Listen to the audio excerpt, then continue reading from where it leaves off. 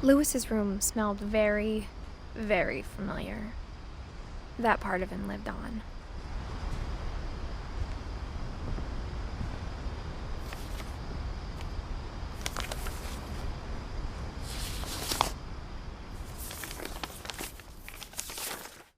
Dear Mrs. Finch, as Lewis's psychiatrist, I can understand your desire for an explanation.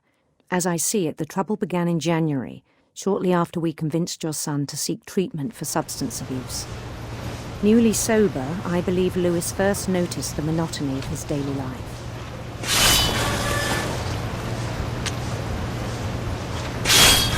He kept working at the cannery, but he withdrew part of himself. In our sessions, I saw the same behavior. His mind began to wander. I asked him to describe it. He said he started small, imagining a labyrinth. He'd feel his way about. Then something moved. Bats and toads and things that have not names. He knew it was all in his head.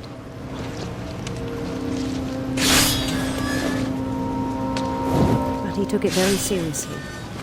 I had hoped he'd find himself.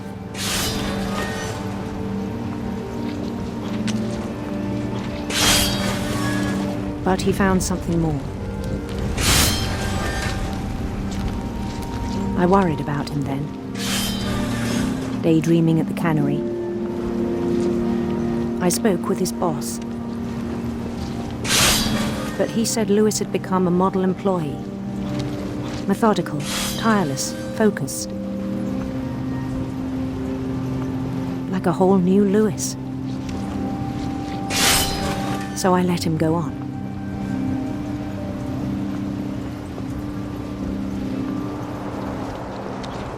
I even encouraged him. It seemed very promising at first. He told me he'd made a new friend.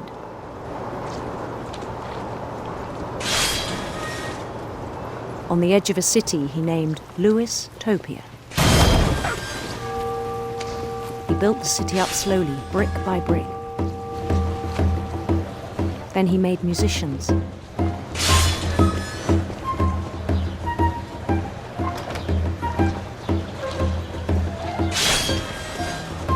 And songs for them to play. He talked about starting a band. And he was always humming something. Every day his imagination grew stronger.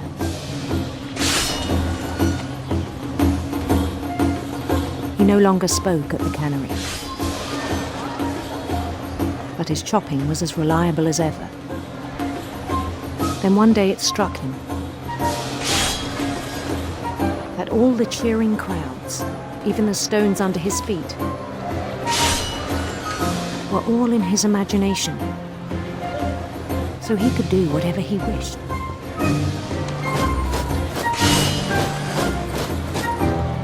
He held an election for mayor,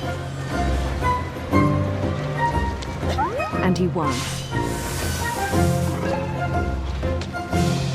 They begged him to stay, but his mind was already wandering. It became a game for him.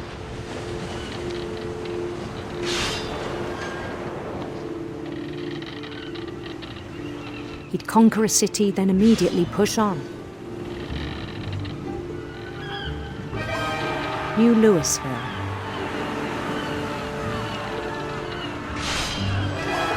St. Louis. He started drifting away from our reality.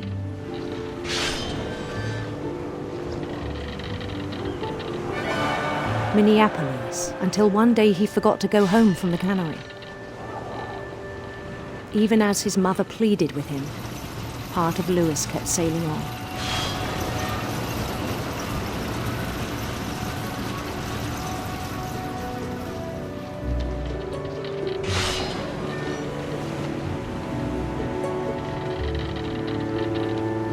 In Louisburg, he heard rumours of a handsome queen.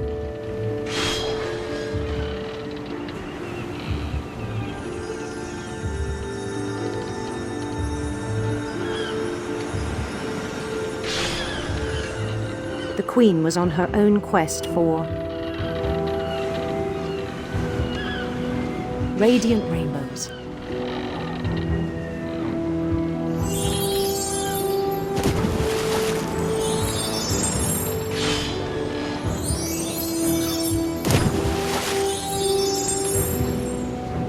He followed the sound of her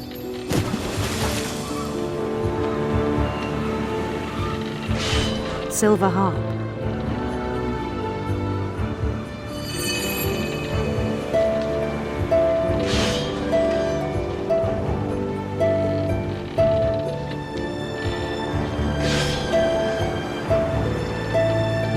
His chase led him to a golden palace east of the sun and west of the moon.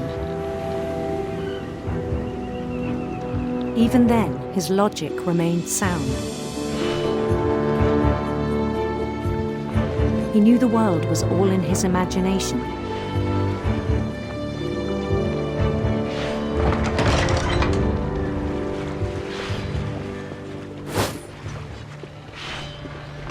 But he was so proud of having created it.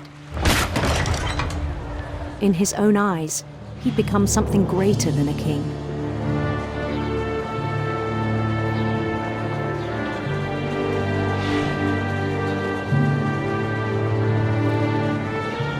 For someone who'd never known success in the real world, I think it was overwhelming. And then it struck him that the real Lewis was not the one chopping salmon, but the one climbing the steps of a golden palace.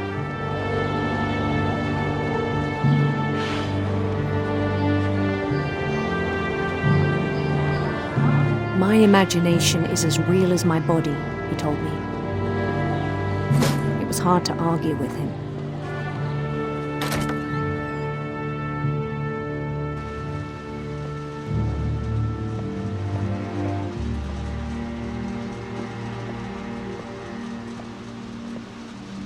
He began to forget the world we know.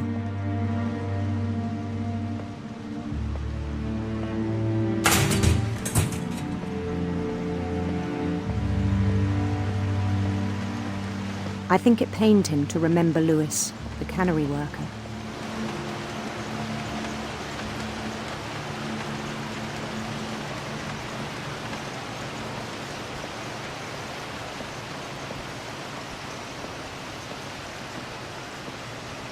He began to despise the man with a royal contempt.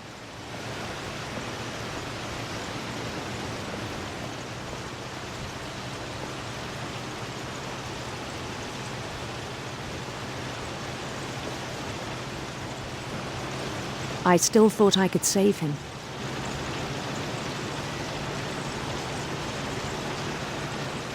Even after he said he was being crowned king over all the lands of wonder.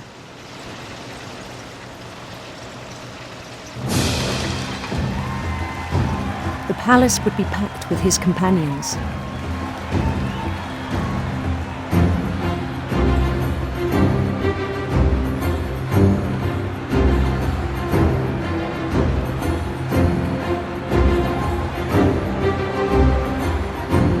Including the wise Calico who'd insisted on inviting him.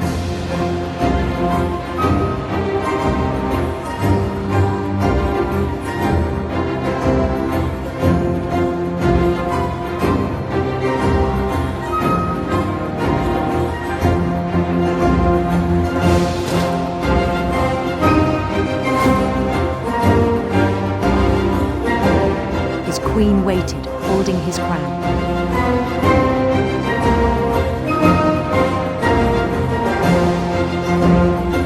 There was only one thing left to do.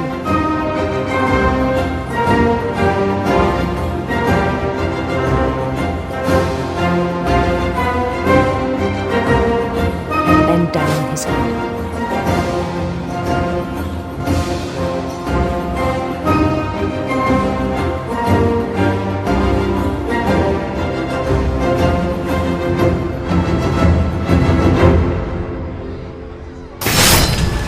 rest I think you know. Mrs. Finch, your son was a kind man who will be missed by all of us who knew him.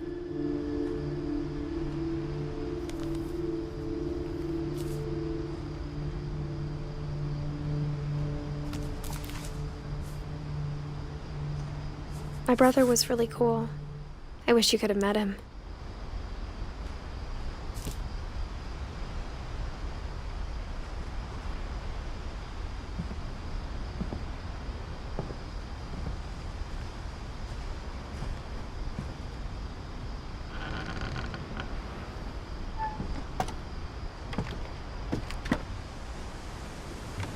On the way back from Lewis's funeral, my mom told me to start packing. She waited until the day before we left to tell Edie. I'm not sure if she wanted to make it easier or harder.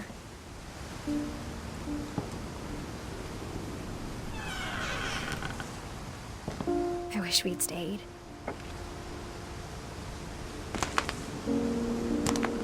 But I understand why we left.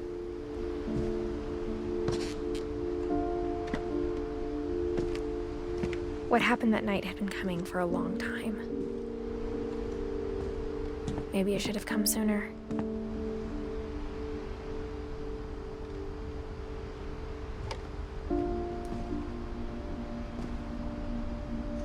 But it had to end one way or another.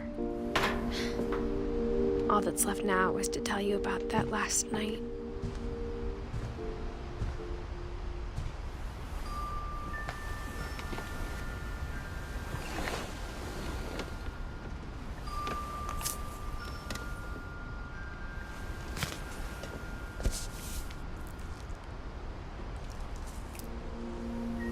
That whole last day, Edie just watched us pack and didn't say a word. Until supper, when she raised her glass and said, "To our final night together, and all our final nights apart." Grandma, you know what I said about alcohol. Some of your medications are very Edith, specific. I left a present for you in the hallway. Why don't you go open it? The grown-ups have to argue now. I'm sorry, you're right. We're all leaving tomorrow. Let's just enjoy our last... I'm not leaving. Edith, you're excused.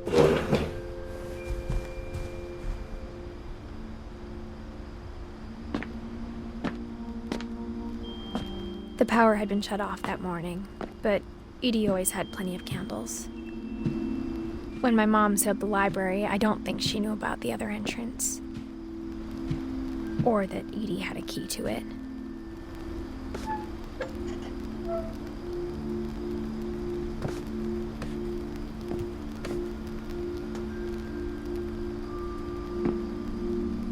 That thing you're afraid of isn't going to end when you leave the house.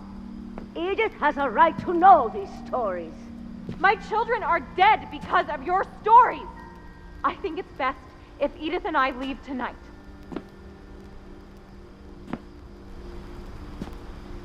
We'll have the nursing home send a van for you in the morning, okay?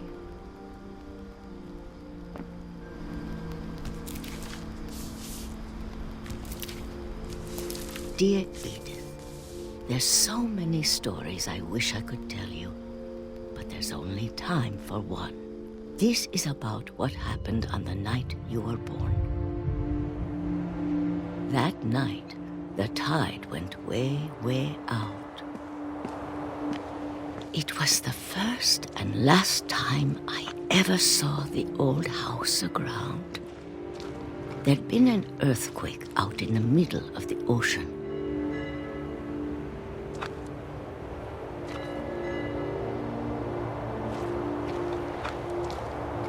They called it the lowest tide in 1,000 years. God, it smelled awful. You know, I've seen that house every day of my life.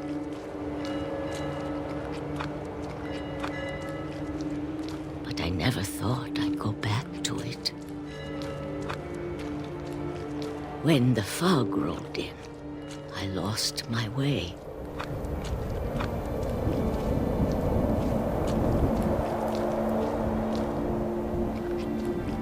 I got turned around.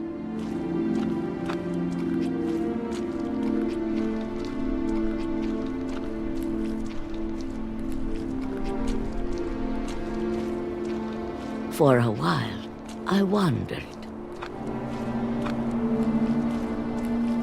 I started seeing things.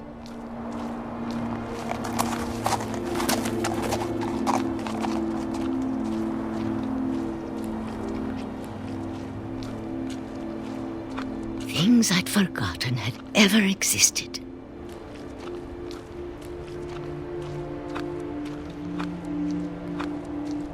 But when I saw them, they felt like old friends. That night, a lot of things came back to me. Or maybe I came back to them.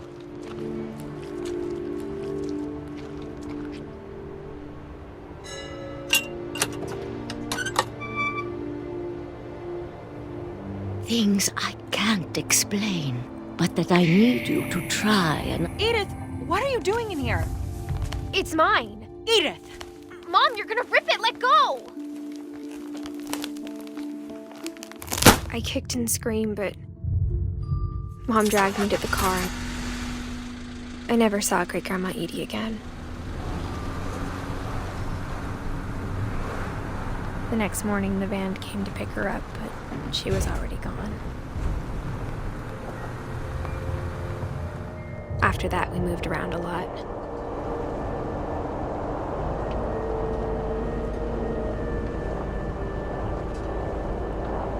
We both tried to make the best of it.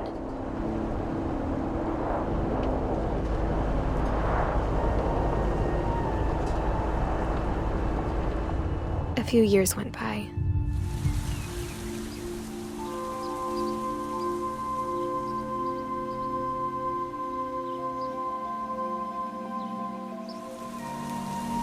My mom didn't like to talk about it. But she started getting sick a lot. The rest happened pretty quickly. She got better for a while, and then she didn't.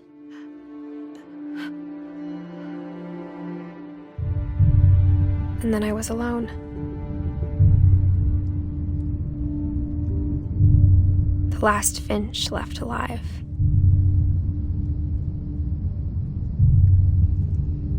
Until I found out about you. I'm still not sure what to tell you about all this. If we lived forever, maybe we'd have time to understand things. But as it is, I think the best we can do is try to open our eyes. And appreciate how strange and brief all of this is. This journal was supposed to be for you. But now I hope you'll never see it. I just want to meet you and tell you all these stories myself. But I guess if you're reading this now, things didn't work out that way.